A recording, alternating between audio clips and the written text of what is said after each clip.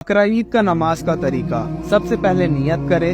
नियत की मैंने 2 रकात नमाज वाजिब ईद उल अजहा की जायद 6 तकबीरों के साथ वास्ते अल्लाह ताला के पीछे इस इमाम के मुंह में काबा शरीफ की तरफ अल्लाहु अकबर, फिर सना पढ़े, फिर 3 तकबीर होगी।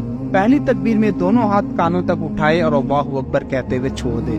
दूसरी तकबीर में भी दोनों हाथ कानों तक उठाए और अल्लाहु अकबर कहते हुए छोड़ दे।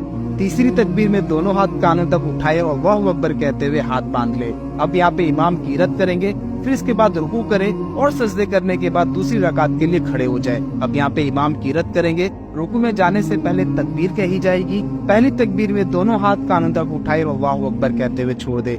दूसरी तकबीर में भी दोनों हाथ कानों तक उठाए और अल्लाहु अकबर कहते हुए छोड़ दे। तीसरी तकबीर में भी दोनों हाथ कानों तक उठाए और अल्लाहु अकबर कहते हुए छोड़ दे।